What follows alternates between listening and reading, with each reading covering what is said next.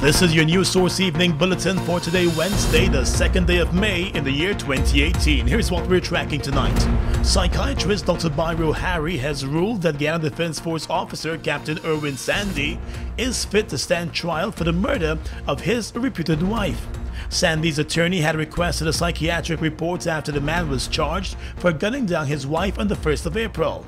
That evaluation was recently completed and the psychiatrist has handed over his report to the court. News Source understands that in the report, the psychiatrist pointed out that the military officer was quiet and cooperative throughout the evaluation, although tearful in many instances. News sources also learned that the psychiatrist pointed out too that he responded to questions in a clear and coherent manner. According to sources familiar with the report, it was also pointed out in the report that Sandy referred to having suffered from nervous problems as a child, but has no history of any mental issue and had never received any treatment for any mental disorder. He answered several questions about the murder and reportedly claimed that a force was responsible for it, while admitting that he sometimes does things on sudden impulse. Dr. Harry found that the man had no psychotic manifestations during the session and is therefore fit to stand trial. He understood why he was charged and also understands the consequences of a trial in the court. With the medical evaluation now completed and handed over to the court, the case is expected to move forward at the preliminary inquiry stage. Sandy is being represented by attorney-at-law James Bond. In court today, the attorney requested that his legal team be given time to examine the medical report. When Sandy was first charged, Bond had also made it known to the court that he wanted an independent psychiatric evaluation of the officer. The shooting death of the travel agent Riona Payne sent shockwaves across the country. The woman was gunned down in a street in Alexander Village with several eyewitnesses around. She was shot 14 times to the body, including once to the head. Just after the shooting, Sandy drove himself to a police station and surrendered. He also handed over the murder weapon, which was a gun that had been issued to him by the military. The two had reportedly been experiencing turbulent times in their relationship, and the woman had complained to friends about him being abusive towards her. Turning now to the world of politics, with no senior government or opposition official present, the Ministry of the Presidency today officially launched the commemorative Cheddi Jagan stamps to celebrate the centennial birth anniversary of the late Guyanese President Dr. Cheddi Jagan. Dr. Jagan's sister and other relatives were in attendance along with officials of the Cheddi Jagan Research Center and the Guyana Post Office Corporation, along with officials from the Ministry of the Presidency.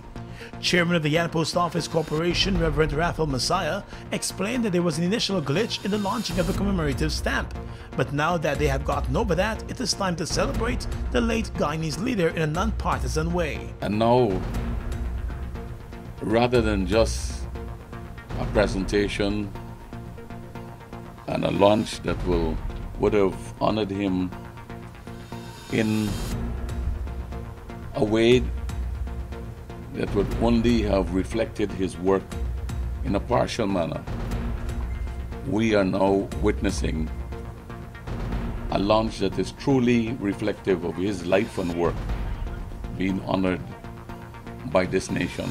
In brief remarks, Chairman of the Cheddi Jagan Research Center, Haider Ali, spoke about the sacrifices that Dr. Jagan made for Guyana as a politician. The Cheddi Jagan Research Center is committed to preserving and promoting this rich legacy of Dr. Jagan.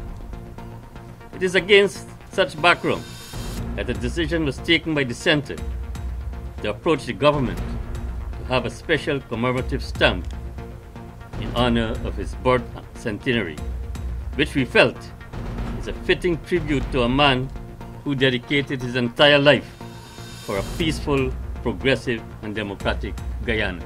The stamps should have been unveiled back in March, but the Ministry of the Presidency paused the event, pointing out that the launch of a national symbol honoring a late president should fall under the Ministry of the Presidency and not be done by any one group. Dr. Jagan served as President of Guyana from 1992 to 1997 when he died after suffering from a heart attack. While the Alliance for Change, its executive committee has mandated its leader to write the leader of the APNU, President David Granger, seeking a meeting to work out the modalities of going into the local government elections as a partnership or face going the elections alone. The AFC intends to give the APNU a 2-week ultimatum on the issue. AFC executives met yesterday and that issue was a big one for them. The party had previously committed to going into the elections as a partnership, but is still to get a full agreement like the one that exists for national elections. For the last local government elections, the two went as a coalition, but with no firm agreement. Many issues arose at the council levels, with some of the elected members not having a single voice on specific issues. President David Granger is expected to consult with the other parties of the APNU before he decides on a way forward. And finally this evening, the General Secretary of the Guyana Trades Union Congress, Lincoln Lewis, used part of his Labor Day address to hundreds of workers in the National Park yesterday to encourage the government to change the nature of Guyana's politics for the better. The absence of a Ministry of Labor will not only signal the value government places on a country's most valued resources, but also communicate to allies and foes of Guyana that Guyanese are not considered pivotal to the country's development. As such, the perception is reinforced with the country's non-attendance to the International Labour Organization conference over the past 3 years. And Mr. Lewis also made a call yesterday for the re-establishment of a Ministry of Labor under the current government. After it won the elections in 2015, the new government merged the responsibilities of the Ministries of Human Services and Labor and changed their names to the Ministry of Social Protection. There have been calls since then for there to be a standalone Ministry of Labor, but President David Granger yesterday said the government has all the ministries that it needs and Labor still plays a vital role in the government.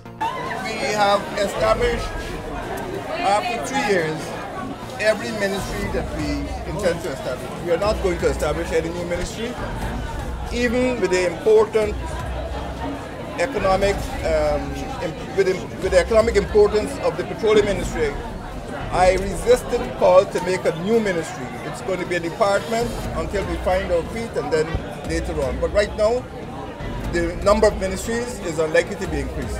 And that's your News Source Evening Bulletin for tonight. I'm Gordon Mosley reporting.